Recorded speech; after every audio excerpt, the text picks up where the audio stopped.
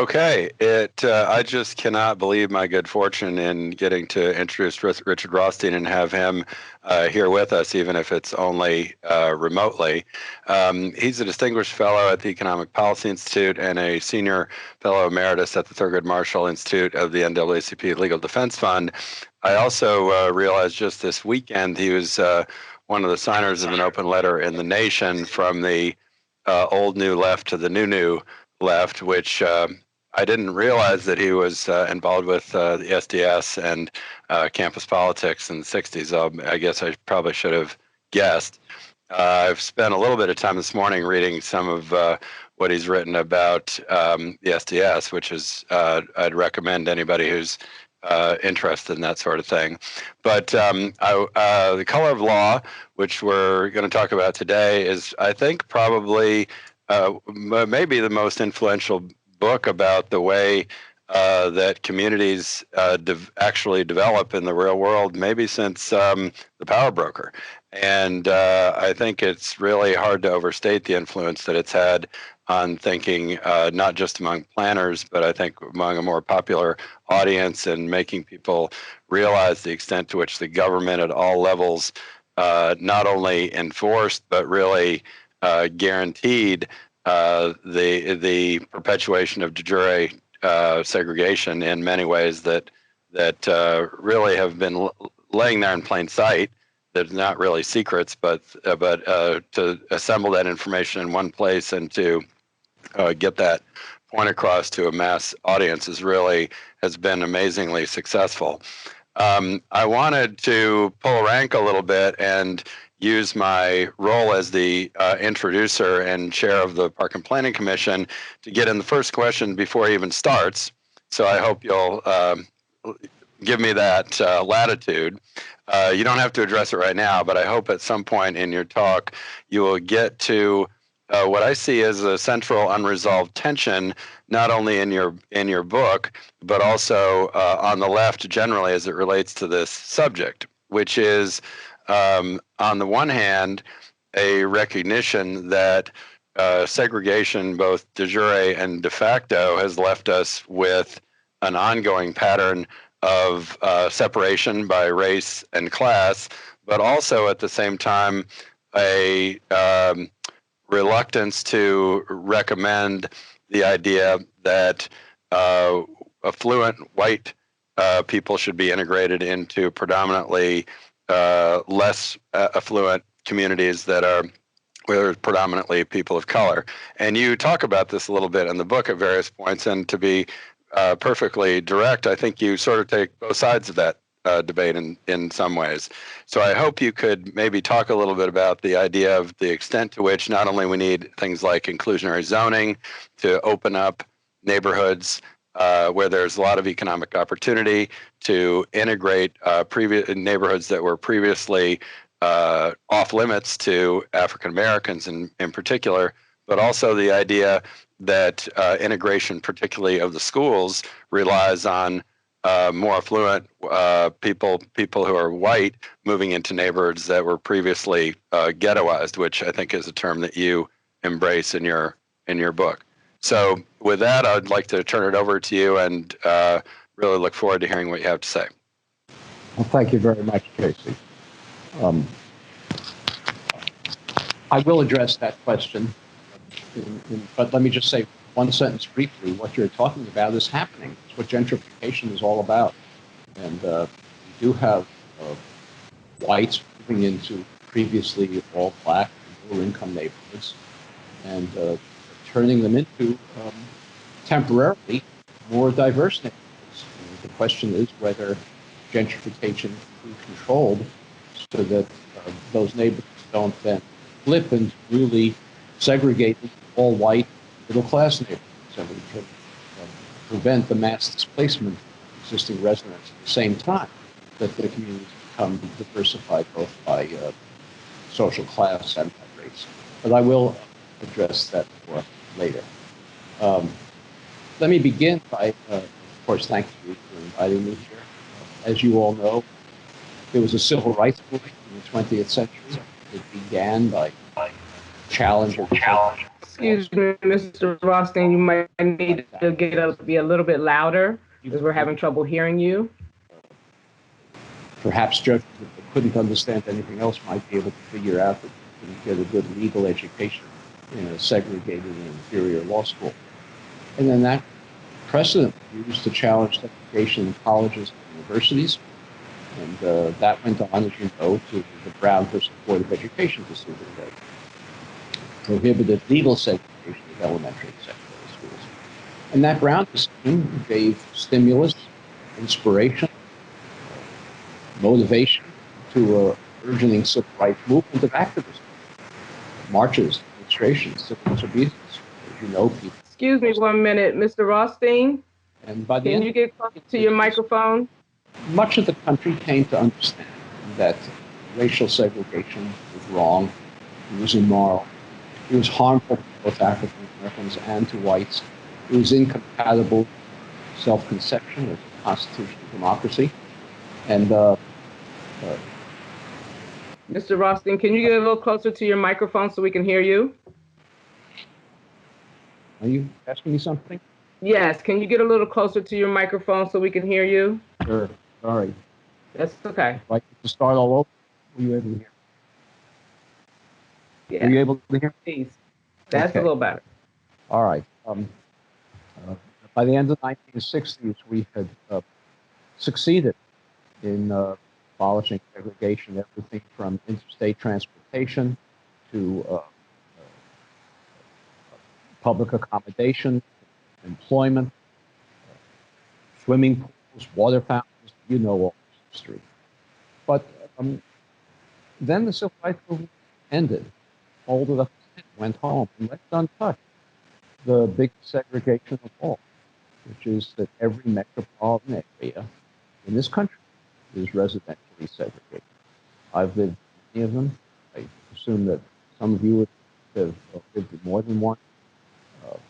Every one that I've lived was residentially segregated, clearly defined areas, all white, mostly white, clearly defined areas, all black, mostly black. How can it be? In the civil rights era, most of the country came to be persuaded that racial segregation was wrong, immoral, harmful to both black and whites, incompatible with self-conception as a constitutional democracy, and yet we put up without protest an apartheid society when it comes to how our neighborhoods are divided. It's a puzzle. Partly it's because residential segregation is farther undue than segregation of water fountains or buses or the other things we addressed in the 20th century. If we prohibit segregation on buses, the next day you say where on you want on the bus. But if we prohibit segregation in neighborhoods, the next day things would look like different. So what we've done, this is what my book law is about, is adopted a national rationalization, a myth, something we tell ourselves to excuse ourselves from addressing the most serious segregation of all, which is neighborhood segregation, and that rationalization of something like this. Hey, Mr. Rothstein, this is Dominique. If you mind putting in your other ear pod, it might be helpful. I think we're getting some feedback from the other ear pod coming through.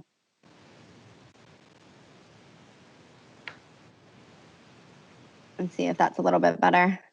It's coming a little bit in and out. Is that better? It is better, yeah. If you could just continue talking a little bit closer to your computer, that would be helpful. But we've been hearing you. It's just a little choppy. Thank you. All right. Well, I'm getting an echo. I hear myself with a couple of second delay, and I first took out my device to try to avoid that. I'll continue. That's the problem I'm having. In any event, the rationalization that we adopted is something like this. We tell ourselves that the segregation of schools, colleges, public accommodations, and so forth, that was all done by the government. If the federal government is doing it, acknowledge Fifth Amendment violation, and if there's a Fifth Amendment violation, recognize that there's an obligation to redress it, the civil rights violation. If state and local governments were doing it, there was a 14th Amendment violation, and we also recognize that if that's a civil rights violation, it requires remedy. But when it comes to residential segregation, we say, oh, that's something entirely different. Residential segregation, we say, wasn't created by government. That was all done by private actors, people not representing the government, either private homeowners or landlords refusing to sell or rent to African Americans, or maybe businesses in the private economy like banks and real estate agents that discriminate in how they carry out their work. Or maybe it's because blacks and whites like to live with each other of the same race, and so they self-separate. Or maybe we say it's all the result of income differences. African Americans and whites have different average incomes, and it's more difficult for African Americans to move into white middle-class neighborhoods. That must be the reason for it. All of these individual, personal, private action, perhaps bigoted, but private activity is what's created residential segregation, and we tell ourselves, if it happened by accident, it can only unhappen. It can only unhappen by accident. It's not our responsibility to do anything about it. It's not that we think it's okay, we think it's too bad, but we have never accepted the responsibility to do something about it. Well, I spent most of my time before I got involved in this topic writing about education policy. And I won't go into it in great detail, but I was challenging the dominant education policy of the late 1990s, early 2000s. And that was the notion that the reason we had an achievement gap between black and white children is because teachers had low expectations of those children, and black children in particular. And if only we could force teachers to try harder, the achievement gap would disappear. We even passed a law in 2001, the No Child Left Behind law, that required the achievement gap to disappear, with the only tool being holding teachers accountable for working harder.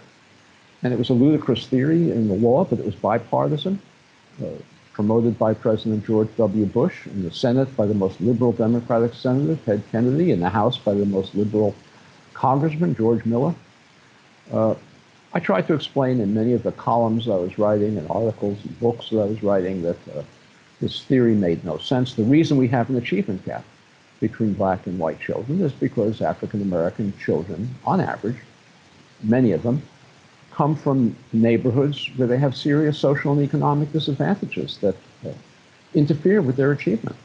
And for example, I remember writing one column about asthma. As you may know, African American children in urban neighborhoods, like Washington, D.C., have asthma rates much higher than white middle-class children. They have higher asthma rates because they live in more polluted neighborhoods, more diesel trucks driving through their neighborhoods, more deteriorated buildings, more vermin in the environment. And I tried to explain in this particular column, if the child has asthma, that child may be up at night wheezing, more likely than a child without asthma to come to school the next day drowsy, sleepless perhaps. And if you have two groups of children who are identical in every respect, except one group has a higher rate of asthma than the other, that group's going to have lower average achievement. Not everyone, but on average, lower average achievement simply because it has a higher rate of drowsiness when the children come to school. And you can go into example after example like this, whether it's asthma or lead poisoning or homelessness or economic insecurity. Every one of them adds a little bit to the disadvantages that low-income African-American children have in school. And when you add them all up, you've got the most of the explanation for the achievement gap. Well, this is what I was thinking about in 2007 when I read a Supreme Court decision. The decision concerned two school districts, Louisville, Kentucky, and Seattle, Washington. And both of those districts had a very, very token school desegregation plan. It's not just that children come to school from low-income neighborhoods with these individual disadvantages, but when you concentrate them all in single schools, it becomes impossible for schools to redress it. And so these two school districts adopted a token desegregation plan in an effort to desegregate their schools. It gave parents the choice of which school their child would attend. But when a situation arose where you had both a black and a white child applying for a place, the last remaining place in an all-white school, for example, the black child would be given some preference because that child would help to desegregate the school. It's a trivial program. You don't very often have one place left, and you have to choose a black and a white child to accept for it. But the Supreme Court denounced it, prohibited it. The decision was written by Chief Justice John Roberts. He explained that it's true. He said the schools in Louisville and Seattle are segregated. He said they're segregated because the neighborhoods in which they're located are segregated.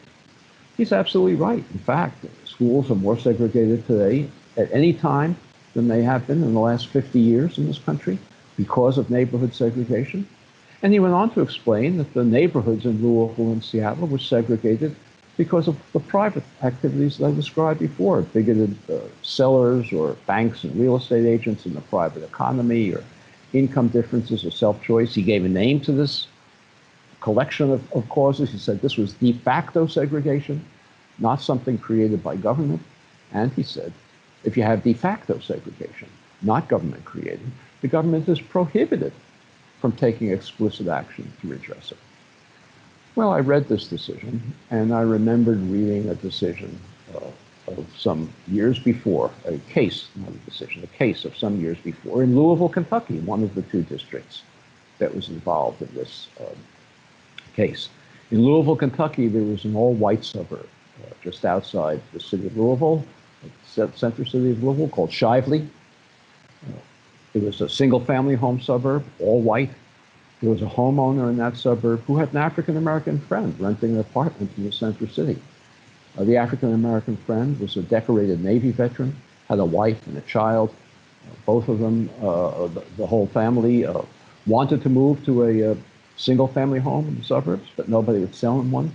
So the white homeowner in the suburb of Shively bought a second single-family home in that suburb and sold it to his African-American friend. And when the African-American family moved in, an angry mob surrounded the home, protected by the police, and this is critical, protected by the police. They threw rocks through the windows, and the police made no effort to stop them. They dynamited and firebombed the home. The police made no effort to interfere. But when this riot was all over, the state of Kentucky arrested, tried, convicted, and jailed with a 15-year sentence the white homeowner for sedition, for having sold a home in a white neighborhood to a black family. I said to myself, this doesn't sound to me much like de facto segregation. If the police, the criminal justice system, the courts are being used to enforce racial boundaries in Louisville, and I wondered how extensive this was.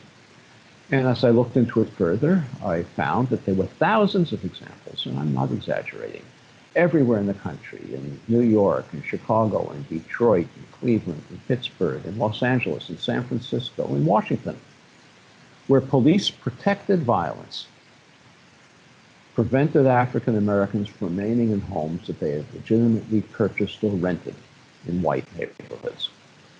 Every one of these, where the police was involved, and they were involved in many of them, was a civil rights violation, an unconstitutional civil rights violation, and required remedy, and we have never remedied it. And when I looked into this further, I began to wonder if it was more extensive than simply police-protected violence that created the segregation that we know today. And I discovered that there were many, many federal, state, and local policies designed to ensure that African Americans and whites could not live near one another in any metropolitan area in this country. So let me spend a few minutes this morning, or this afternoon, I guess for you, describing some of the major federal policies that ensured that we would become an apartheid society, a segregated society by race. Perhaps one that you're not familiar with is public housing. You think I know, because I did, and I assume you make the same mistakes I did. You think you know what public housing is. Public housing is a place where poor people live, low-income families, many single mothers with children, lots of young men without jobs in the formal economy, lots of police activity, lots of deteriorated buildings. That's our image of public housing. That's not how public housing began in this country. Public housing began in this country as a program for middle class, working class families in the Depression during the New Deal in the Roosevelt administration. There was a very high unemployment rate then, higher even than we've seen so far in this country during the current pandemic. 25% of the workforce was unemployed. Public housing was for the 75% who had good jobs, stable jobs, and could afford to pay rent, but there was no housing being constructed during the Depression, and so they couldn't find housing. The Public Works Administration, the first New Deal agency, built the first public housing in this country. And everywhere it built it, it segregated it, creating separate projects for African Americans, separate projects for whites, frequently creating segregation where it hadn't previously existed. That may, I think, also surprise you, but we had much, much more urban integration in the mid-early 20th century than we have today. At that time, we were a manufacturing economy. None of this internet stuff, but we were making things. Factories, the major employers at that time, had to be located near deep water ports or railroad terminals so they could get their parts and ship their final products by rail or by ship. And if there was a factory district in the downtown area in any city that employed both African American and white workers, they all had to live in broadly the same neighborhoods. So they could walk to work or perhaps take short streetcar rides. So there was a great deal of integration. The first Public Works Administration public housing project, the first public housing project in this country, was built in Atlanta, Georgia. Atlanta had segregated schools and segregated water fountains and segregated buses, but it had an integrated neighborhood just near downtown for the reasons I just described. It was called the Flats. Public Works Administration demolished housing in that neighborhood and built a project for whites only, forcing the African Americans who lived there to double, triple up with relatives elsewhere, find less adequate housing than they had before. The great African American poet, novelist, playwright, Langston Hughes, with whom I assume some of these of you are familiar, wrote in his autobiography how he grew up in a downtown Cleveland neighborhood. We don't think of downtown Cleveland today as being an integrated neighborhood, but he grew up in such an integrated neighborhood. It was called the central area of Cleveland. He said he went to an integrated high school. His best friend in high school was Polish. He dated a Jewish girl in high school. Not surprising, because he lived in an integrated neighborhood and went to an integrated high school. The Public Works Administration went into that neighborhood of Cleveland and demolished housing to build two separate projects, one for whites, one for African Americans, creating a pattern of segregation in Cleveland that hadn't previously existed, and it was reinforced with other projects that it built, and that persists to this day. In my book, The Color of Law, I like to, where I can, focus on self-satisfied, smug places that think they're better than you are and everybody else. Cambridge, Massachusetts, perhaps you've heard of it. The area between Harvard and MIT, the Central Square neighborhood, was a fully integrated neighborhood in the 1930s. It was about half white, half black. Public Works Administration demolished housing in that neighborhood, the Central Square neighborhood, and built two separate projects, one for whites, one for African Americans, creating a pattern of segregation that exists to this day. During World War II, the federal government intensified its actions to create segregation. Hundreds of thousands of workers flocked to centers of war production to take jobs in war plants that hadn't previously existed during the Depression, before the war. If the government wanted the planes and the ships and the aircraft carriers and the tanks and the jeeps to be produced, it had to create housing for these workers. They overwhelmed the communities where they flocked, to which they flocked. And the government did, and everywhere it did, in every war-producing, near every war plant in the country, it built segregated housing, separate projects for blacks, separate projects for whites, workers who were working in the same war plants, but who had to live separately because of the government housing program. And the best example of this is the West Coast. Some of you may know the history of migration of African Americans out of the former slave states into the rest of the country. You may know that the migration to the West Coast didn't take place until the Second World War. We call that the Second Great Migration. There were very few African Americans on the West Coast before World War II. And The government built segregated housing for those war workers. There was no pattern of segregation, informal pattern of segregation before, because there were so few African Americans living on the West Coast. In San Francisco, government built 5 projects for war workers. 4 were for whites only. 1 was for African Americans in the neighborhood that the federal government decided was going to be an African American neighborhood. We call it the Fillmore District, creating a pattern of segregation there that previously had not existed. And in Seattle and in Portland and in Los Angeles as well, the government created segregation with segregated projects for war workers. After World War II, we still had an enormous housing shortage in this country. Not only had no private sector housing been built during the Depression to speak of, during World War II, it was against the law to use construction materials for civilian purposes, except for war workers. And we had millions of returning war veterans after World War II coming home needing housing. We had a homelessness crisis then, comparable to what we have today. People living in Quonset huts, doubled, tripled up with relatives. They had jobs in the post-war economy, but no place to live. So President Truman, the post-war president, proposed a vast expansion of the national public housing program. Again, remember, this is not for poor people. These were for returning war veterans, people who had jobs, who could afford to pay rent, but no jobs were available, no housing was available, sorry. Conservatives in Congress wanted to defeat Truman's public housing program. They thought public housing was socialistic, and the government shouldn't be involved in the housing market. Only the private sector should be taking care of it. Of course, the private sector wasn't doing any housing, workforce housing, for middle class, working class families any more than it's doing that today. But they wanted to defeat this program, and they came up with a strategy in Congress, something commonly referred to as a poison pill strategy. Perhaps some of you are familiar with it. A poison pill strategy is one where opponents of a bill in Congress propose an amendment to a bill that they think can get a majority. But then when the amendment is attached to the bill, and the new bill comes up on the floor of the House and the Senate, a different majority finds the bill objectionable because of that amendment, that poison pill amendment, and the bill goes down to defeat. So conservatives in Congress proposed an amendment along the following lines.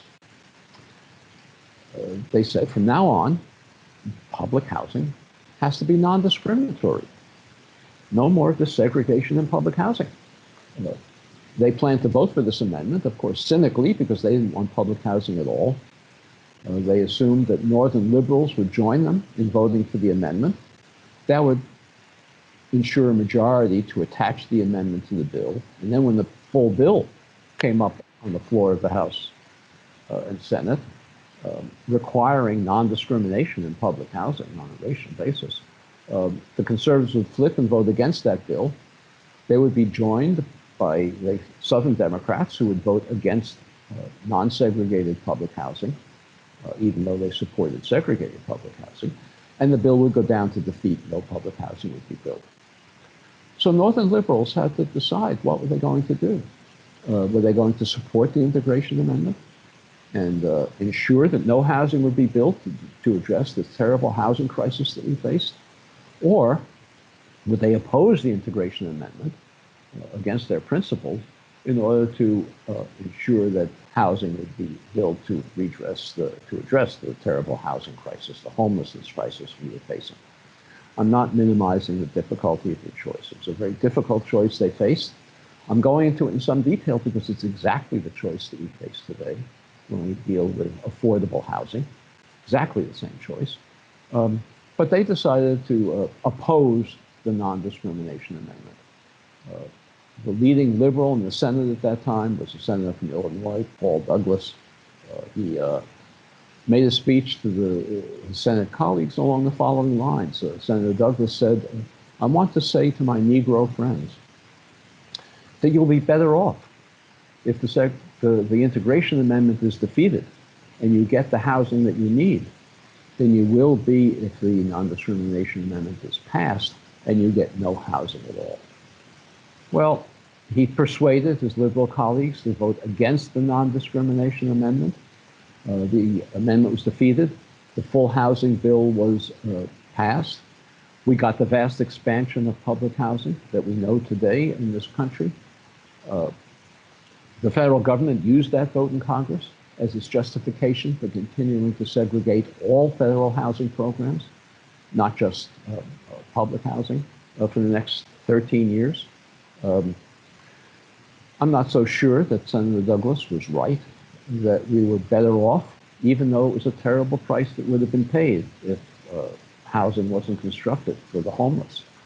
But the result of the vast expansion, the real rigidification of segregation that resulted from the 1949 Housing Act was not only the achievement gap that I described earlier, that was largely caused by the concentration of the most disadvantaged children in single schools. It's a cause of health disparities between African Americans and whites.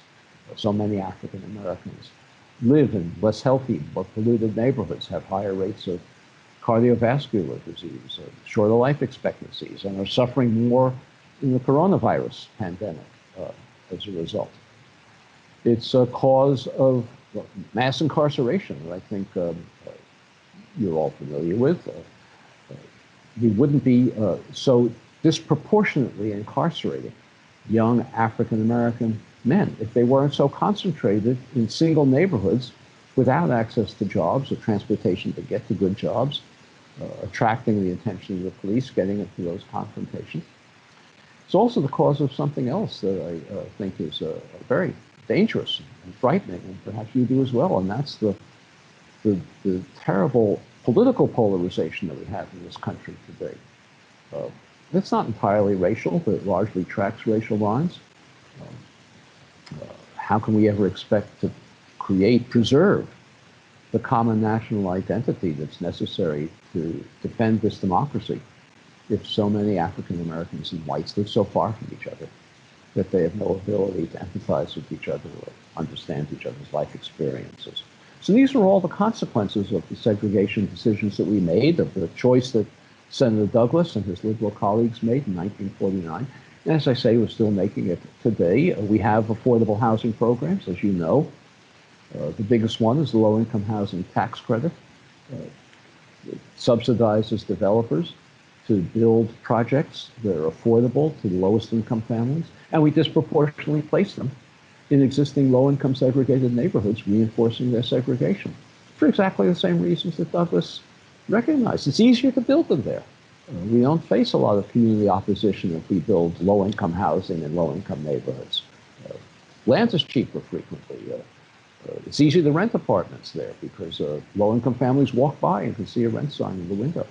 So we're making the same choice now, and I think with the same consequences that we made in 1949. Well, as I say, under this bill, the 1949 Housing Act, we had a vast expansion of the public housing program, creating separate public projects for whites and for African Americans.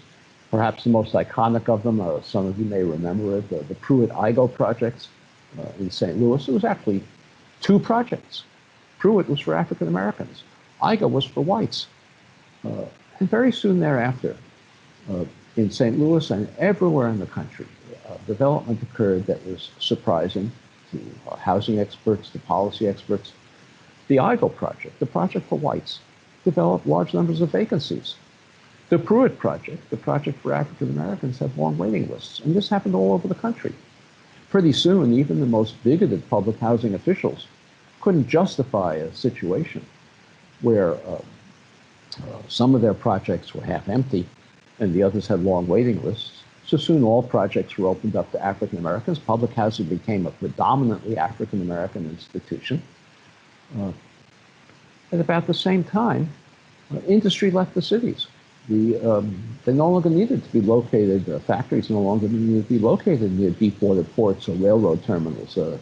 The highways were being built. They could move out to rural areas and suburbs and ship their parts and get their ship their products and get their parts by truck.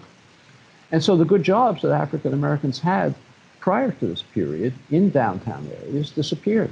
They became poorer and poorer, the residents of public housing. Pretty soon, for the first time, most public housing had to be subsidized because people could no longer afford to pay the full cost of the housing and their rent. And once that happened, the government stopped investing in the projects, stopped maintaining them well, they deteriorated. We concentrated the most disadvantaged families in them, and we got the kind of dysfunctional housing that we know today. The question is, and the really main thing I want to talk about now is, why did all those vacancies occur in the white projects and not in the African American ones? The reason for that was another federal program that was even more powerful in creating segregation than public housing. And that was a program of the federal government. The Federal Housing Administration was the agent of it, explicitly designed to move the entire white working class population, and only the white working class population, out of urban areas into single family homes in suburbs like that suburb of Shively outside Louisville that I talked about before. We were not a suburban country prior to this time. Suburbanization was a new idea for anything but the most affluent families. And the Federal Housing Administration created suburbs of single-family homes for whites only around every metropolitan area in this country. The most famous of those is Levittown, east of New York City, but they were everywhere in the country, going from the East Coast to the West Coast, south of San Francisco, Westlake, Los Angeles, Chicago, everywhere these suburbs were created of single-family homes. Take Levittown, 17,000 homes in one place. Where does a developer like William Levitt, get the money, get the capital to buy the land to build 17,000 homes in one place, for which he had no buyers yet?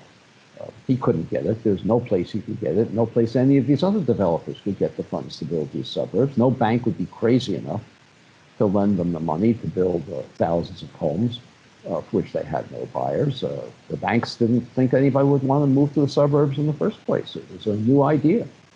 The only way Levitt could build this development, and any other developers in any other area of the country could build this development for white working class families, was to go to the Federal Housing Administration, submit plans for the development, including a commitment never to sell a home to an African American. The Federal Housing Administration even required that these developers place a clause in the deed of every home prohibiting resale to African Americans or rental to African Americans. The homes were inexpensive. These were working class homes for whites only. They cost at the time $8,000, $9,000. In today's money, that's about $100,000. Whites moved in great numbers to these developments. They could pay less than their monthly mortgage charges with an FHA or VA mortgage, and no down payment if they were returning war veterans, pay less than they were paying for rent in public housing. It was an enormous subsidy. Well, those homes, as you know, no longer sell for $100,000 in any suburb of this country. They're now $200,000, $300,000, $400,000, $500,000, in some places $1 million. The white working class families became middle class as a result of this appreciation in the value of their homes that took place over the next couple of generations. They gained equity, $200,000, $300,000, $400,000, $500,000, sometimes more in equity, wealth. They used that wealth to send their children to college. They used it to finance emergencies, perhaps medical or temporary unemployment. They used it to subsidize their own retirements. And they used it to bequeath wealth to their children and grandchildren, who then had down payments for their own homes in similar suburbs. African Americans were prohibited from participating in this wealth-generating program. The result is today, while African American incomes are about 60%, family incomes are about 60% of white incomes, and there's another whole story about that that I'm not going to go into, but you'd think that if there's a 60% income ratio, there'd be a 60% wealth ratio as well. But in fact, while there's a 60% income ratio, there's only a 7% wealth ratio between African American households and whites. And that enormous disparity between a 60% income ratio and a 7% wealth ratio is entirely attributable to unconstitutional federal housing policy that was practiced by the federal government in violation of the Fifth Amendment that requires a remedy under our constitutional system, and that we, all of us, all of you, me, all of us, have never assumed the responsibility to undertake. And we have a constitutional obligation to undertake it if we take our responsibilities as citizens seriously. There were many, many other programs that federal, state, and local governments followed in order to ensure that we would remain a segregated society. I described many of them in The Color of Law. I don't have time to go into others now. But those are the two major ones, public housing and the FHA program. That wealth disparity that I just mentioned, you can add to the achievement gap, to health disparities, to mass incarceration, to our political crisis, as the consequences of the segregation that we, all of us, are responsible for the creation of, and that we have responsibility for limiting. There's no mystery about what the remedies for residential segregation are. We know very well what they are. Policy experts know, you know what they are. What's missing? What's missing is the political will to undertake them. We don't need more policy papers. We don't need more research. What we need is political will. We need a new civil rights movement that's going to make it as uncomfortable to maintain racial segregation in housing as it was uncomfortable to maintain racial segregation in transportation or public accommodations or employment 60, 70 years ago. I can describe, perhaps I should do this in the question period. Let's just go briefly, describe very briefly what some of the remedies are, without in any way suggesting that they are politically realistic at this point. Take the most egregious constitutional violation, the subsidy to white working class families to move to suburbs that were denied to African Americans in the mid-20th century. The federal government should now, as a narrowly targeted constitutional remedy for that constitutional violation, be buying up homes in those suburbs at market rates, $400,000, whatever it might be, and reselling it to qualified African Americans, reselling those homes to qualified African Americans for $100,000. That would be a narrowly targeted remedy for a very specific constitutional violation. I'm not suggesting, you can think of it as affirmative action in housing. I'm not suggesting it's politically realistic at this point, but it is constitutionally required. I mentioned earlier the low-income housing tax credit, the Treasury Department regulations, as you know, for the low-income housing tax credit, place a priority in placing those projects in existing low-income neighborhoods on the crazy theory that that is going to revitalize those neighborhoods. The priority is backwards. We should make a priority the placement of housing for low-income families in high-opportunity neighborhoods where they have access to high-performing schools and to good jobs and transportation to get to them, and healthy air and markets that sell healthy food. We should prohibit zoning ordinances that maintain the exclusivity that was created by the federal government in these suburbs initially, and now exclude working class families of any race from moving to those suburbs because they require only single family homes on large lot sizes throughout much of their landscape. Those zoning ordinances should be deemed unconstitutional because they perpetuate an unconstitutionally created situation. I'm not talking about building high-rise public housing projects. Even townhouses and garden apartments are excluded from these suburbs. That's a constitutional violation. It should be remedied. So perhaps I'll stop here and take questions. I can go on forever if you'd like, but that's okay. Yeah, I could let you go on forever too. That was absolutely great. Let me go back up to, hold on a minute, find this one question. The Teams is a new experience for us. Okay. And let me say thank you to whoever it was during this presentation who turned off your microphone so I no longer got that echo when I was speaking. Thank you. Oh, you're welcome. I'm not sure who it was. So the first question is, how do we trust planning agencies if the foundation of them are based on keeping people separated? Well, the only way we trust any government agency is by having political support for the programs that we insist that they carry out. So I don't have a magic answer for that. We can't trust them now because there's no political support for remedying residential segregation. We need to create that political support, and that's our highest priority. Planning agencies, again, they know what to do. They knew how to plan segregated communities, and they know how to plan non-segregated communities. It's not a lack of knowledge, it's the lack of political support, demand really, that they implement different policies. Okay. Another question is, what are your thoughts on the new tax code implemented by the new administration? To my knowledge, property owners are no longer allowed to deduct property taxes and mortgage interest. How helpful is the new code in improving the wealth gap for African Americans? No, that's not what the new code says. The new code caps it at a fairly high rate. There are very, very few communities that are affected by that cap. Only places with extremely high property values are affected by that cap, and homeowners can still deduct their property taxes and interest up to that cap, even in those affluent and wealthy communities. So that hasn't done anything to redress the wealth gap.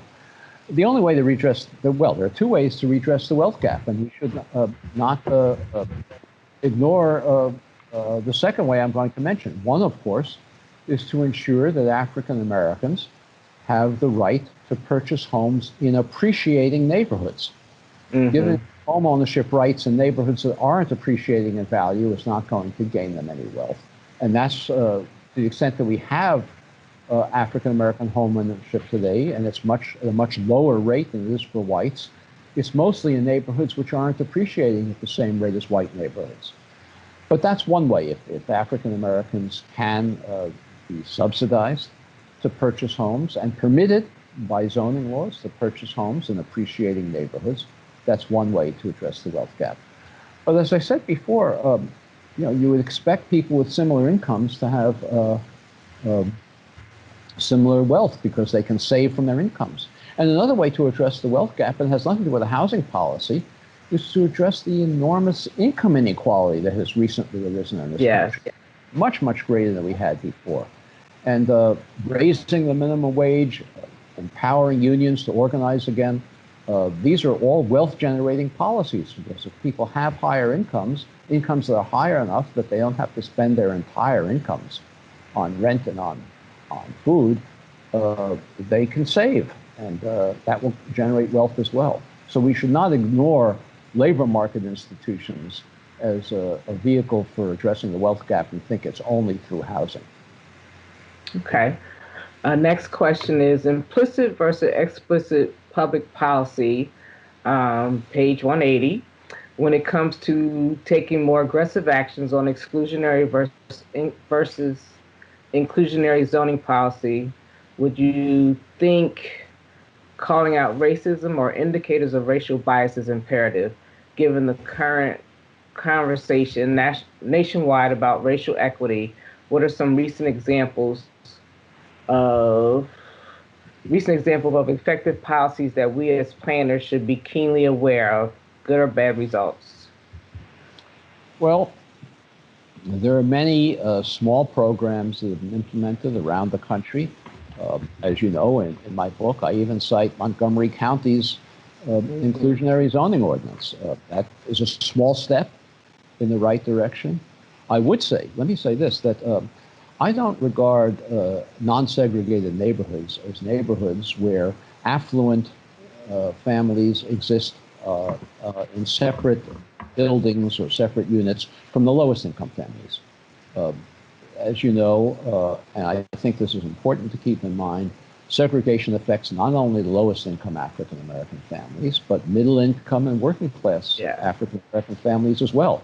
And any program to redress segregation has to address that middle, and is I think wrongheaded if it thinks that we're redressing segregation only with an affordable housing program that benefits the lowest income families. But to go specifically to your question, There are many examples of small efforts that have been taken around the country. As I say, yours affects new large developments, but it doesn't affect the existing landscape of the county. New Jersey has a fair share plan that requires every community in the state to have plans and to take actions to create housing for its fair share of the low-income population of its area. Again, it doesn't address working class or middle class segregation, but it does require affordable housing for the lowest income families to be built in every community, and that's had some good effects. We have programs in various parts of the country, sometimes as a result of court suits, settlements of court suits, that subsidize Section 8 voucher holders to find apartments in higher opportunity communities. The Section 8 program, as you probably know, like the low-income housing tax program, presently reinforces segregation because most Section 8 vouchers are used in already low-income segregated neighborhoods. There are some what we call mobility programs that have given increased voucher amounts and counseling and assistance to families to move to higher opportunity neighborhoods. Of course, if the higher opportunity neighborhoods have zoning ordinances that prohibit the construction of apartments, townhouses, simply providing a higher rental subsidy is not going to have much effect. We have, as you probably know, two communities at least that recently that have prohibited single-family zoning throughout their communities. Minneapolis has prohibited single-family zoning, repealed it, and permitted on single-family lots, previously zoned lots for single-family only, permitted up to 3 units that could be built. Portland has taken similar action. That's a step in the right direction, but it won't do much to redress segregation, because without an inclusionary requirement, and it's unlikely that you could craft an inclusionary requirement for such a program, building a 3-unit condominiums on a former single-family lot or even 3-unit townhouses is not going to provide housing opportunities for African Americans specifically. We need a race-conscious remedy. We have, as you know, a housing crisis today, not just for the lowest income families, but for working families. As I said earlier, the private sector has never, except with federal subsidy, provided housing for working class and middle class families.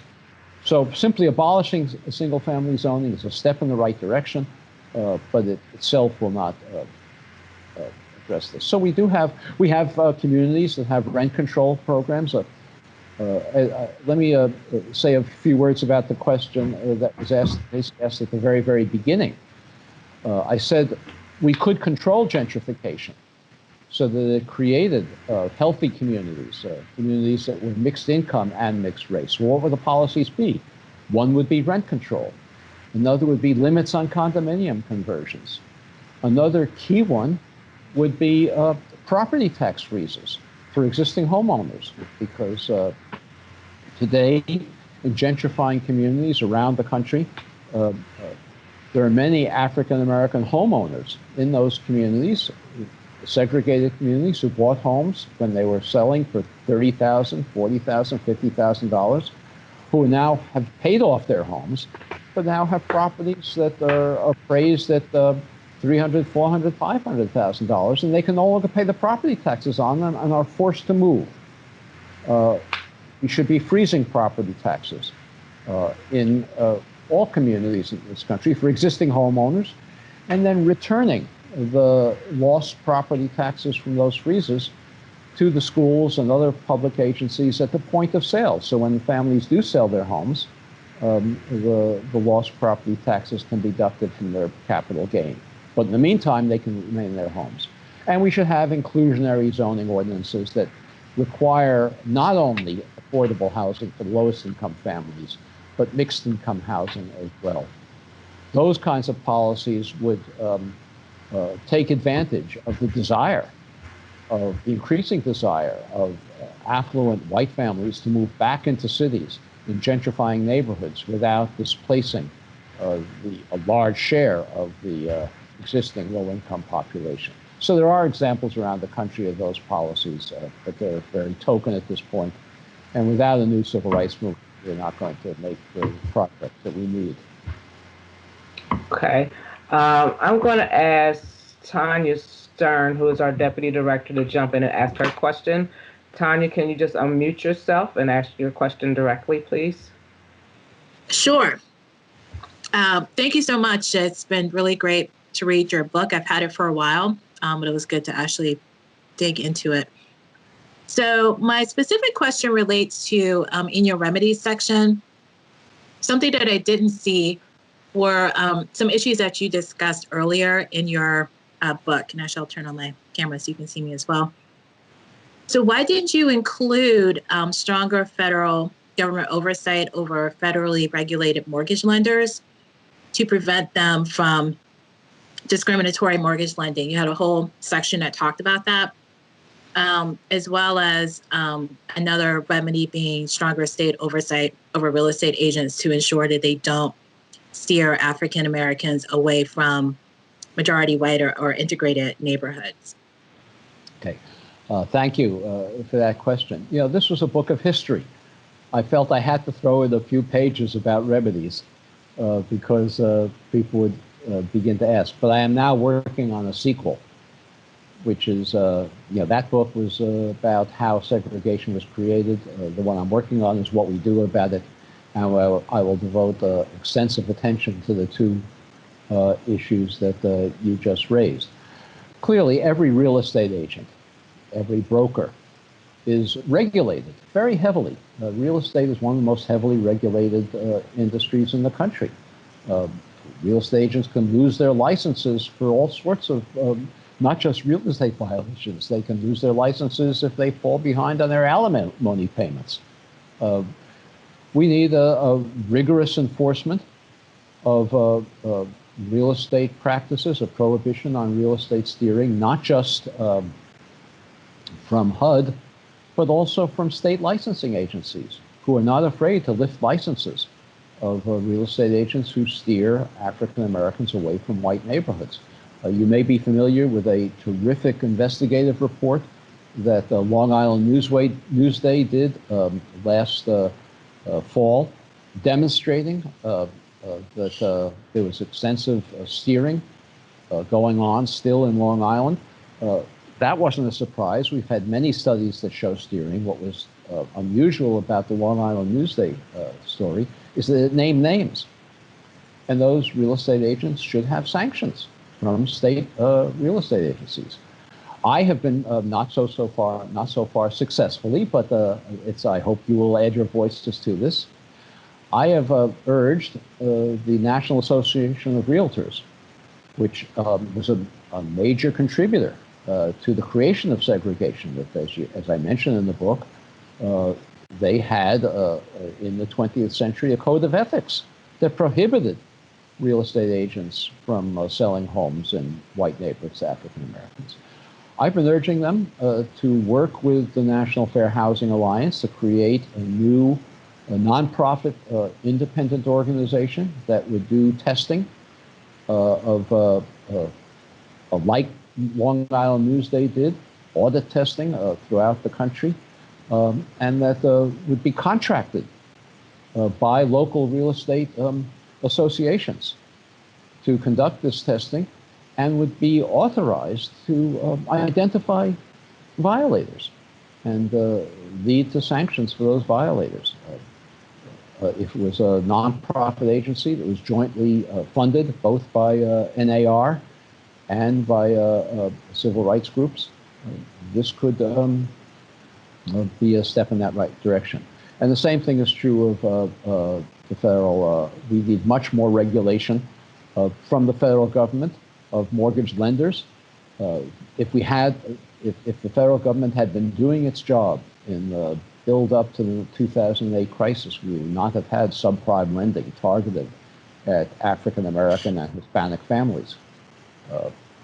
Every bank in this country is regulated by the Federal Reserve Board, by the controller of the currency, by other federal agencies, and they should make the monitoring of discriminatory practices a key part of their function. Great, thank you. For the book. Thank you. One of the Robbie? questions I received is, when is your next book coming out? Oh, I asked the question. I can't. When it's done, it will be done. Okay. Kevin Leonard, did you have a second question? Can you unmute yourself and ask your question? Okay, maybe that. Amy Lindsay, you have a question. Can you unmute yourself and ask your question? Sure, thank you. I'm wondering if you can, you've talked a lot about the economic consequences. I was wondering if you could maybe address some of the sort of the health and well-being consequences of segregation. Well, I think I did earlier. I don't know I can say more about it.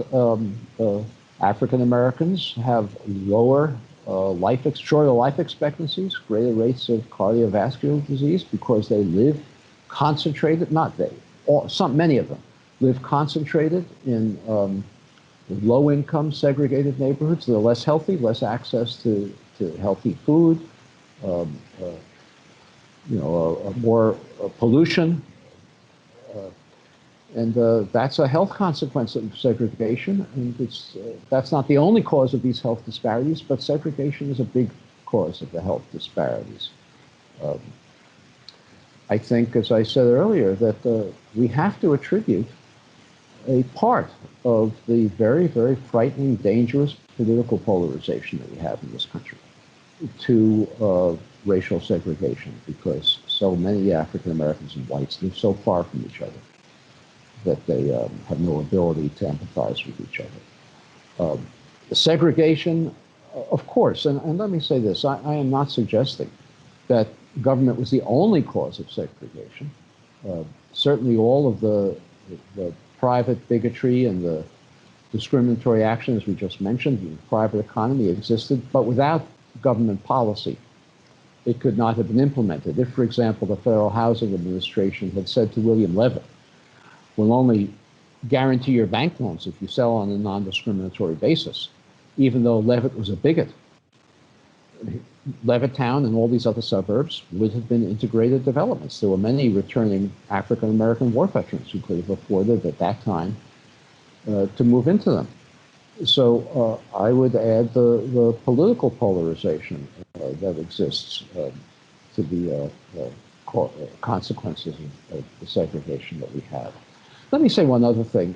I keep on talking about how we need a new civil rights movement.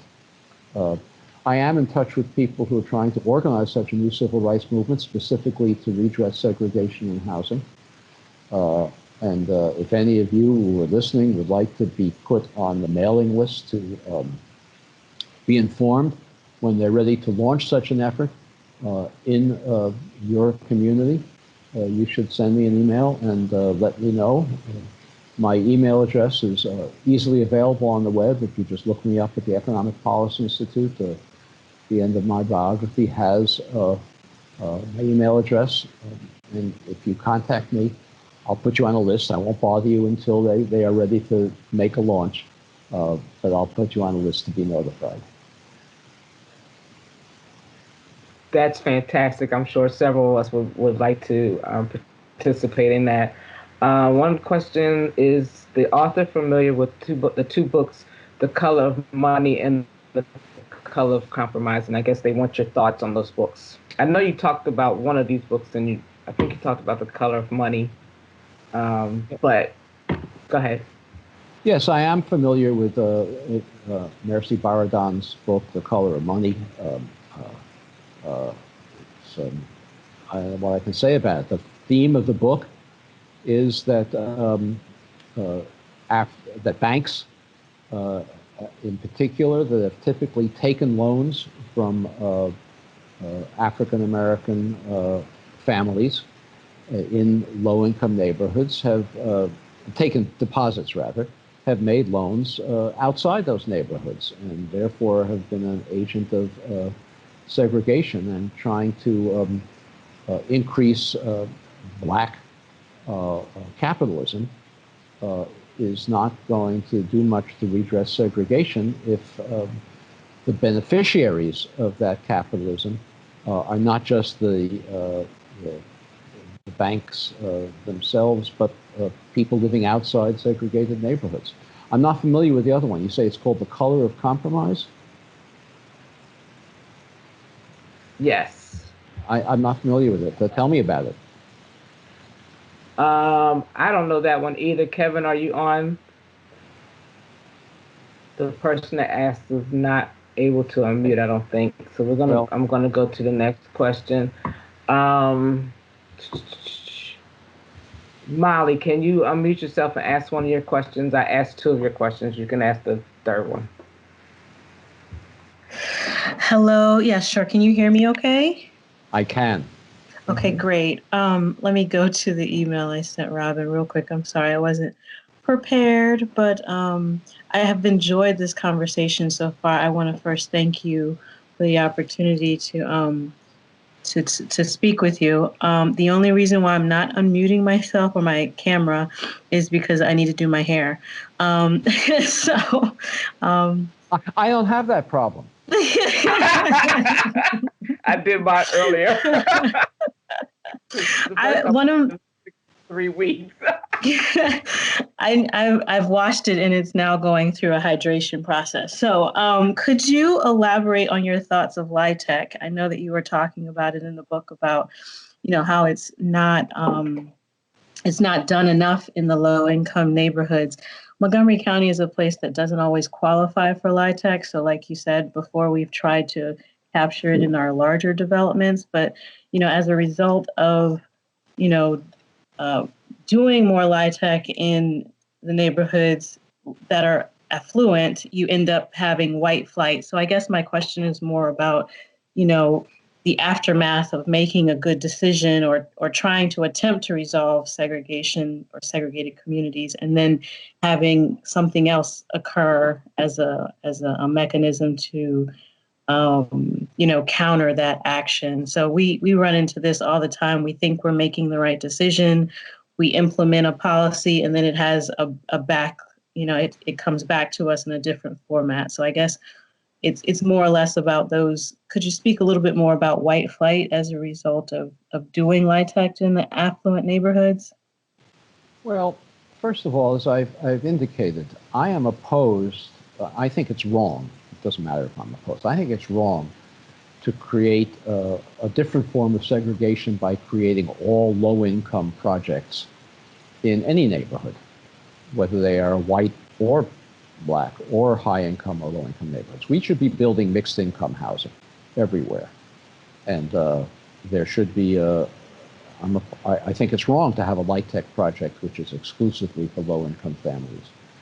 Every development should have not just market rate and low-income units in it, but market rate workforce housing and low-income units, so that we create healthy mixed-income communities.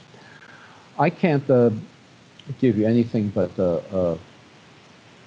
I know it's not glib, but the only reason we have white flight is because they're all white communities to move to. And what we need are nationwide policies that make this systematic, make inclusionary policies, and by inclusionary I mean mixed income and mixed race projects, systematic. So for example, in New Jersey, every community is required to have its fair share of housing for low-income families. I think it should be its fair share of workforce housing as well. But in the state of New Jersey, at least, there are no places to move to that don't have this requirement. So it's harder to find an all-white community. As with so many problems in this country, it's very, very difficult to enact a reform in one place without doing it throughout a much broader area because you simply shift the problems from one place to another. So that's not an immediate answer for you, but in the long run, we need statewide policies, not just county-wide policies, and even metropolitan area-wide policies that encompass more than just the particular state in places where that's appropriate. Okay, Thank you so much. I know that's not a satisfactory answer to your particular problem, but if this is a problem that needs to be addressed broadly. No, I mean, I think you hinted at the fact that they do. I'm sorry, Robin, I won't introduce, but I appreciate the answer. You hinted at the fact that if they have no place to run to, if all of the neighborhoods are integrated, then it just becomes a more acceptable standard that they can expect, even if they do decide to move into a different neighborhood. So I appreciate that. Leslie Howerton, can you unmute yourself and ask your question, please? Sure. Thanks for thanks for your time. We really appreciate it, and we thoroughly enjoyed your book. As a master planner, I guess my big question was, how can we, as planners, how can we at this level, as planners in a local planning department, begin to remedy or begin the discussion? How can we instigate change and influence policies at our county level with our county council members? As local planners, what can we do to start to instigate change at our level to remedy the injustices in land use planning and development, which is what our organization's focus is land use planning and development? Well, I apologize. I can't give you a satisfactory answer to that. My focus, and I'm delighted to have this opportunity to talk with you because I want to talk to everybody about this, but my focus is on citizens and on your role as a citizen, not your role as a planner. I think there needs to be a public discussion of these issues, and it has to be initiated by citizens. It can't be initiated at the top by planners because planners don't have the political support to redress these problems at this point. So, I've talked about some of the solutions, and you know what they are. I'm going to be talking about them more, as I say, in this next book. But I hope in your role as a citizen, you'll think about how you can raise these issues in your community, in your church, in your, I don't know how old you are, in your parent-teacher organization. These are the places where this conversation has to start. It can't start in the planning industry, because if you were to try to implement those plans, there'd be enormous blowback, and you wouldn't be able to sustain it. We've had, very briefly, we had much more progressive views on this issue in the Nixon administration. I've written about this. I don't recall if it was in the book. There's a lot that I've done that didn't make it into the book. But George Romney, the father of the current Utah senator, was Secretary of Housing and Urban Development, and during the Nixon administration, and he implemented a program that required every jurisdiction that received federal funds to abolish exclusionary zoning, to accept its fair share of black families. And he actually implemented it in 3 communities. He withdrew federal funds from those communities. And there was such an enormous blowback that Nixon fired him. And we've had nothing. We now have a bare shadow of his policy in the Obama's Affordably Furthering Fair Housing program that's now been gutted by the Trump administration. So I think if you implemented these kinds of policies without more political support than you have, there'd be the same kind of blowback, and you wouldn't be able to sustain them. So I think I hope. Huh? No, I think that's a totally appropriate and great response. And the reason I asked it is because I had a similar viewpoint that, as planners, sometimes we run around the department and we feel like we're not doing enough, or we're not getting the support that we need to implement some of these changes that we see going on in our communities as citizens and planners. And so I think it's a great response to say, that's why we have so much so much challenge in front of us within our own political leadership is because we can't really, initiate this stuff because we really need the citizen participation and the citizen backing to get involved in these things. And then we can't just, recommend these things on our own because there is blowback as planners. Thank you. But you are citizens. And can I take I don't know how much time you have. Can I take just a moment to expand? Go for it. Yeah. Go ahead.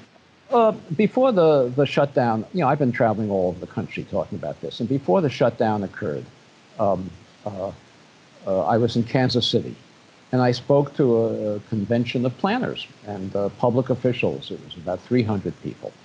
And after my talk, I moderated a panel with the mayor of Kansas City. And we were talking about the fact that all of their LIHTC programs were being placed in a few neighborhoods. And I said to him, why don't you place them elsewhere? And he says, well, the zoning laws won't permit them. We have single-family zoning in the white communities. So I said, why don't you change the zoning? And he said, I don't have the political support to do it. The city council wouldn't do it.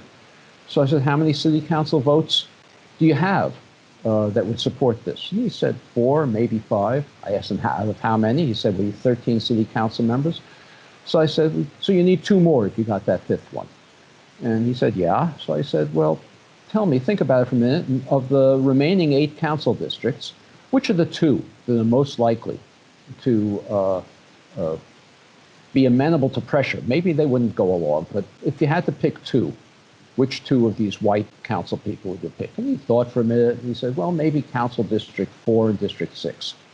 So then I turned to this audience of 300 planners, and I said, how many of you live in District 4 and District 6? And about 40 of them raised their hands. And so I said, well, you guys should be meeting together as citizens, as residents of Districts 4 and District 6, and talking to your neighbors and beginning to develop a civil rights group in your communities that's going to begin to move or attempt to move these 2 city council people so you can make this kind of progress. So these were planners, they were public officials, but they were also citizens. And I was trying to urge them to think of themselves also as citizens, not just as planners. Great, thank you. Thank you. Lisa G., you want to unmute yourself and add your comment, please, or question? Sure. I think this has been like such an enlightening experience. And the main thing I want to ask about is the document that holds a lot of power over the LIHTC, the QAP. And you kind of mentioned this, very discussing about the role of the state. But Montgomery County has a policy that we only do mixed income development. But we also come to conflict a lot with the QAP, where we are not competitive because of the places where we could get a lot of points. And I wonder, you talked a lot about strategies for community, but are there strategies to, work with the state to create a QAP that's more responsive, to create more integration, so we're not just getting one project a year, and how to make it more responsive to the needs of the community? Well, that's your challenge. I can't, that's a political challenge in the state of Maryland, and you need allies in other counties. I don't know how you do that except to talk to people and we need a new civil rights movement in the state of Maryland that's going to get the QAP in the state of Maryland to place a high priority to give points, more points, to the kinds of projects that you're proposing. I don't have anything, more sophisticated answer than that. You certainly have allies in other counties. I gave a talk at the a public library in Howard County, which is, as you know, but there were 300 people there who, and I have a mailing list as a result, like I get often, I mentioned this before, of those people. If you're interested in talking to people from Howard County about this, I can put you in touch with some of them. But that's the kind of, and of course you can probably get allies in Prince George's County. And there are some, I know people in Anne Arundel County who are concerned about these issues. But you need a statewide, I call it a civil rights movement, you can call it any way you want, but we need a statewide political force that's going to propose different QAP point allocations so that the kinds of projects you're proposing can be built more extensively. Okay. Brittany Drakeford, thank you for that response. Brittany Drakeford, did you have something you want to say or question? You can unmute yourself. No, I didn't have a question. Just wanted to comment that I definitely agree with the sentiments around the metropolitan policy solutions and looking at, I guess, policy development at the regional perspective as a way to help to, I guess, remedy and redress segregation, and really looking at how can we work better together as different county agencies and even in some instances city agencies to improve the conditions of all the people who live within the DC region. Great, thank you. Hi, Sue. Can you unmute yourself and ask your question, please? Yes, hi. So my question, I have to be careful not to make some, I guess, incorrect comments myself, but so I'm an Asian, and I'm sorry, you're not, there's something with your microphone that's... Yeah, let me ask your question for you. I'm going to ask you a question for you, Hatsu, because there's a lot of static with your mic. I'm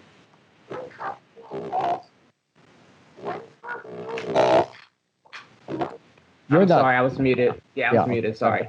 Yeah. Her question is, do you have any thoughts or ideas on how to get others, such as Asian, because she's Asian, on board on correcting some of these historical inequities? Well, sure. It's not just Asians, it's whites of all ethnic backgrounds, it's Hispanics.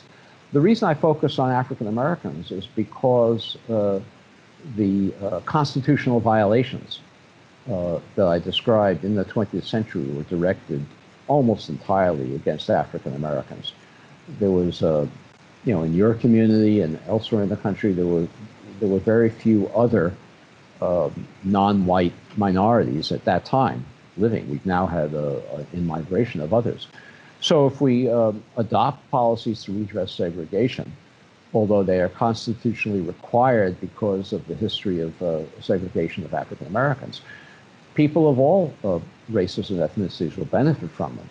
Certainly, if we adopt policies for low-income families that enable them to, for example, use Section 8 vouchers or LIHTC opportunities to move to higher opportunity communities, that would benefit large numbers of Hispanics as well as African Americans. So I don't think that Asians are any different from Jews or Italians or Poles or any other white, non-black, non-Hispanic group. All of us need to be mobilized to press for these policies. I don't think that we should be making specific racial or ethnic appeals. This is something that all of us as Americans, regardless of our historic origins or ethnicity, have a constitutional obligation to redress. Asians no less than Jews, no less than Italian Americans or Irish Americans or anyone else. And let me just say one other thing. Of course, I recognize that there are Asians, a very broad category, and there are some Asian communities, ethnicities that are predominantly high income, others that are predominantly low income. And of course, that's another issue entirely. Next question is, where do you see the planning and real estate development profession going, especially given our most current COVID-19 crisis? How can we make greater strides to create more complete and connected communities that understand the cost of segregation? I don't really, I don't know. I don't think we're trying to get an answer out of you. I don't know. I can't predict what's going to, when we're ever going to, if we do return to a normal life in this country. I just don't know, and I don't. I think we can all speculate.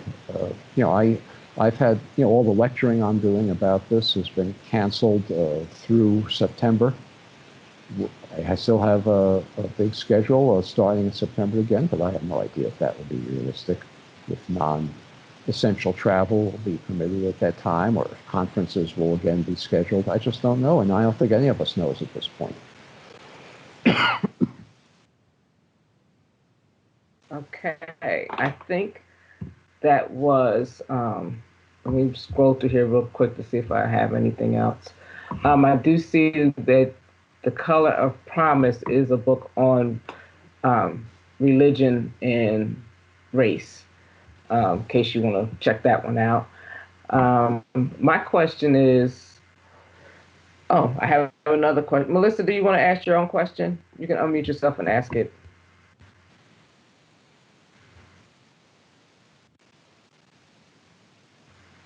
Okay, her question is. No, her question I unmuted. I unmuted. Okay, go ahead. Can you hear me? So my name's Melissa. I'm a planner with the agency, and I'm actually originally from Cleveland, Ohio. So when you talked about the Central neighborhood, I'm very familiar. And I worked in community development. So all of the stuff that you talked about in your book hit home. And I actually did LITEX in Cleveland. So yeah, it all kind of came together. So I guess for me, I guess what I really wanted to know was, what did you think was kind of the biggest takeaway or the most important lesson in the book? Well, for me, the most important lesson in the book is the theme, and that is that the de facto myth that I had always believed, and that I'm sure many, if not all of you believed, was a myth, and that I, as an American citizen, have an obligation to redress this, because the segregation that we have, just like those that the civil rights movement attacked in the 20th century, are civil rights violations. They're not just an accident. They can't. So it's the assumption of that obligation that was the most important thing to me. I was stunned when I did this research. Of course, I knew a little bit about it beforehand, as I mentioned at the beginning. I knew about that Louisville situation. As a very young man in the 1960s, I was a research assistant at the Chicago Urban League, and some of you may know the Tro case in public housing that challenged the fact that public housing was predominantly placed in black neighborhoods for African American residents in Chicago up until through the 1960s. And I worked on that case a bit, so I had an inkling of this. I had no idea that the policies were so interconnected, so systematic, so varied, to create a system of segregation, an apartheid system in this country.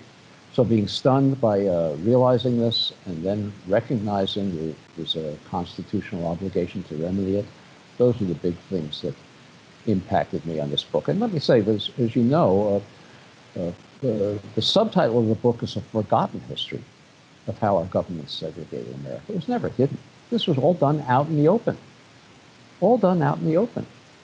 People certainly knew that police departments were protecting demonstrators, violence against African Americans. People knew that they were moving into communities that were for whites only.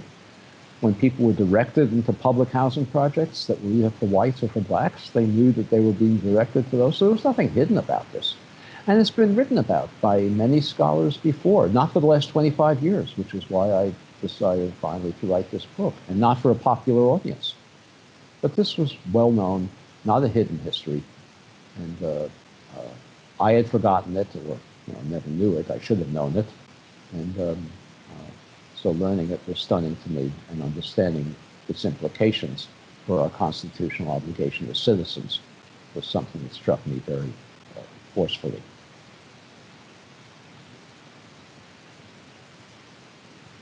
Thank you. I just have one. I think I'm going to have the final question. And I'm not a planner. I'm human resources, and I put together these programs, and I've learned so much about planning. I think I need to go back to school. But we are in the middle of some initiatives in our agency and throughout the county in regards to racial equity and how do we do our jobs around racial equity. But we get stuck in the debate a lot of times. Should we be focusing on social equity versus racial equity? And my stance is that social equity doesn't fix racial equity. So I kind of get on my soapbox. What are your thoughts about that? I think we need to do both. We need to do both. economic policies that are less unequal than we have now will be a step towards redressing this problem. But we need, every time we enact a policy without a specific racial component, sometimes African Americans benefit, but they benefit from it the least. And so we need to do both. I would never suggest that the only thing we need to take care of is racial segregation. As I said earlier, we have growing inequality in this country. I talked before about how these suburbs are unaffordable to working class people of any race, not just African Americans. But if we simply open them up to workforce housing without a specific racial lens, on top of opening them up to workforce housing, African Americans will disproportionately be excluded from it because of all of the additional inequalities that they face. So we need to do both. I would never suggest that segregation is the only thing we need to address, that racial inequality is the only thing we need to address, but we need to address it as well as social inequality and economic inequality. Okay, Todd, I'm gonna let you squeeze in you are the last question. You want to unmute yourself and get in there, Todd? Thank you so much. Have any municipalities or departments responded to your book and your call for educating the population around this history by systematically documenting what is really a series of initiatives and policies and programs that segregated housing in their community, mapping the developments that had FHA segregated loans, the cases of police-abetted violence, et cetera, et cetera? Oh yes, the response to my book has been stunning, completely unexpected. I had a hard time getting it published because at the time I first tried to get it published, the publishers told me that we were in a post-racial society and nobody was interested in this kind of stuff. And then Ferguson happened, and we were no longer in a post-racial society. And we're now having a more accurate and passionate, I think, discussion about the legacies of slavery and Jim Crow than we've ever before had in American history. And there are many communities that, where this discussion, my book in particular, but there's Michelle Alexander's book, The New Jim Crow, there's Brian Stevenson's book, Just Mercy. We have white elected Southern politicians running around the South and border states removing statues to commemorate the legacies of slavery. You know all about this. So there's a broad national discussion now. It hasn't translated into much action yet, but there are many places that have contacted me. They've been exploring the extent of coverage of their communities with restrictive covenants and identifying them and telling people about them required by the FHA. I mentioned before the Minneapolis abolishing single-family zoning. It was inspired in part by my book, although, as I said, it will not do much for racial equality, but it's still a step in the right direction. So yes, there are many communities that have done that, and I can put you in touch with some that have done some interesting work if you want to contact me. Mr. Rothstein, I just want to thank you so much for jumping on this call with us. We've been planning this for a couple months now, and I've been trying to get you to stop by our office when you come into the DC area. I'm going to keep working on that, so you're not going to get rid of me that fast. I just want to thank a couple of people for helping me with this. Melissa Williams, this was your suggestion. Thank you.